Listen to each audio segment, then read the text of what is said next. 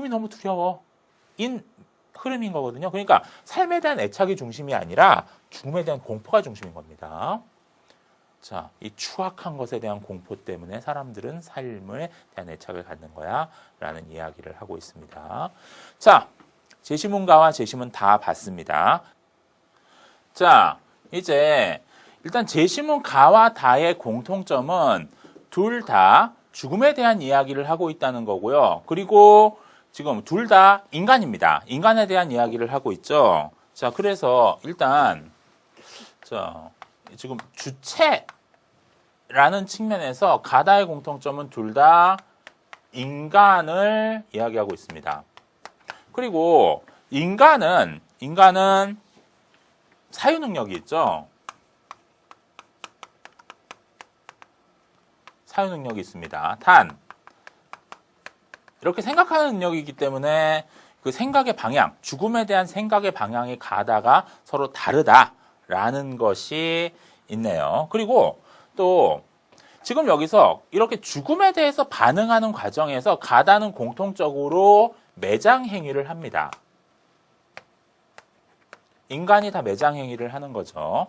매장 행위를 하는데 요 매장 행위의 성격이 조금 다릅니다.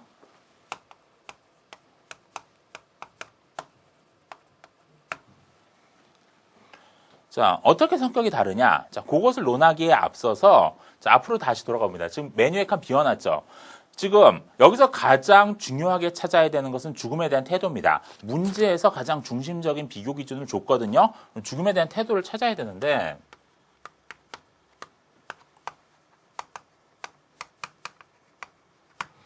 자, 제시문 가에서는 죽음에 대해서 그 죽음을 삶의 일부로 수용하고 영속화하려는 태도를 보이고 있습니다.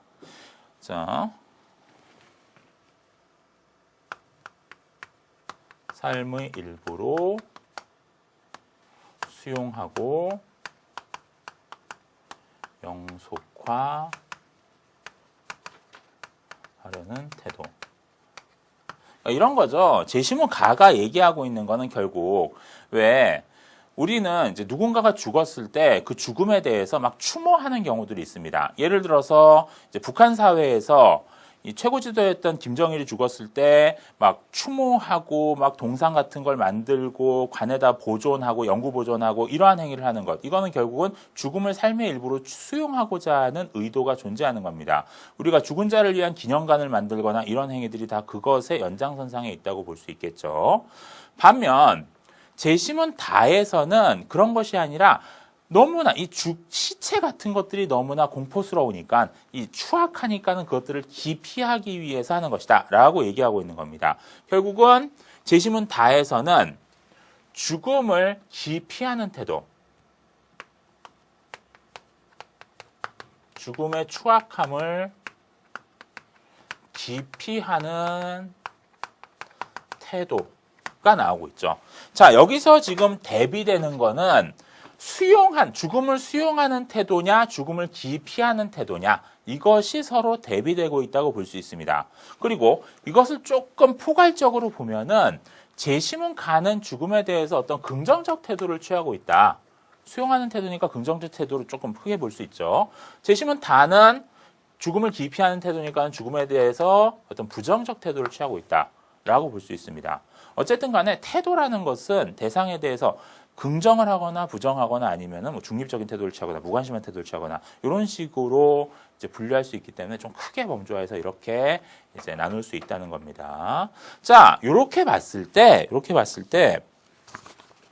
결국 매장이라고 하는 것은 수용하기 위해서 하는 것이고 여기서 매장이라고 하는 것을 기피하게 하는 것이다. 뭐 이렇게 볼 수 있고요. 그리고 자, 지금 제시문에서 반복적으로 강조되고 있는 어떤 중요한 개념들은 좀 유심히 봐야 합니다. 제시문 가에서 계속 강조되고 있는 것 중에 하나는 인간의 특수성이었습니다. 그 인간의 특수성의 가장 본질은 죽음에 대한 태도로 드러나고 있고요. 그것은 결국은 본능에서 벗어나느냐, 본능적으로 행동하느냐라는 부분에서 나오는 겁니다.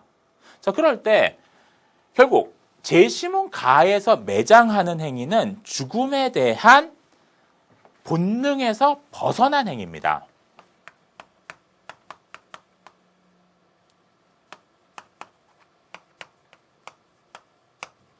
자, 매장이라고 하는 것은 본능에서 벗어난 행위라고 볼 수 있습니다. 반면 재심은 다에서는 매장이라고 하는 것은 죽음에 대한 두려움 때문에 나오는 거잖아요. 죽음에 대한 두려움 때문에 나오는 건 이 두려움의 본질은 결국 본능인 겁니다. 이것은 본능적 행위가 되는 겁니다. 두려운 것을 치워버리고 싶은, 도망치고 싶은 그런 본능에서 나오는 행위가 되는 거죠. 자, 여기까지 찾았습니다. 여기까지 찾았으면은 이제 재심은 나를 보도록 하겠습니다. 여기 나오는 비교기준과 대비되는 개념상을 중심으로 해서 나를 개념화해주면 됩니다. 사실 이 나는 하고 있는 얘기가 되게 뻔해요. 여기서 하고 있는 얘기는 자, 마체사라는 고릴라가 지금 죽었습니다. 자, 그럴 때 이카루스라는 고릴라가 막 주위를 둘러보고 막 두들겨보고 계속 안 움직이니까 계속 두들기고 계속 지속적으로 두들긴다. 라는 이야기를 하고 있습니다. 자, 그리고 이카루스가 두들기지 않을 때는 이제 미란다라는 어린 고릴라가 와서 어미의 이제 젖을 빨려고도 하고, 그리고 다른 어린 고릴라들은 이 마체사의 입이나 뭐 이런 것들을 살펴보고 이러고 있습니다. 결국 이러한 행위는 쭉 내려가서 맨 마지막 문장. 고릴라들의 이러한 행동은 적어도 이 집단의 경우에는 죽은 고릴라에게서 모종의 반응을 이끌어내려는 것 같았다. 폭행의 이유죠. 모종의 반응을 이끌어내기 위해서 이런 걸 합니다. 이 반응이라는 건 뭔가요? 자, 사실 그냥 사례이기 때문에 여러 가지로 해석할 수 있습니다. 여러 가지로 해석할 수 있는데 제시문가에서 아까 힌트 있었죠. 자, 지금 다른 새들의 죽음에 대해서 무시하거나 기피하려고 한다. 사실은 그 연장선상에서 이해할 수 있지 않을까요? 이건 추론해야 되는 건데 이 고릴라들은 사실 인식능력, 동물이기 때문에 인식능력이 부족하기 때문에 사실은 이 죽음을 제대로 이해하지 못하고 있는 것 아닌가라고, 즉 죽음이란 현상 그 자체를 무시하고 있는 것 아닌가라고 이야기할 수 있습니다. 그래서 마땅히 움직여야 하는데 움직이지 않으니까는 야, 좀 움직여, 너 뭐 하고 있는 거야? 라고 하고 있는 것 아닌가라고 개념화할 수 있다는 겁니다. 자, 어차피 사례고요. 그 사례에서 다른 제시문과의 관계에서 추론할 때 이런 추론이 가능한 거거든요. 자, 그렇게 보면은 제시문 나에서 지금 죽음에 대한 태도를 취하고 있는 것은 이 죽음을 이해하지 못하고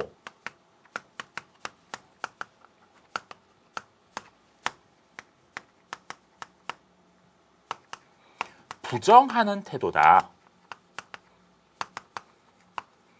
죽음을 이해하지 못하고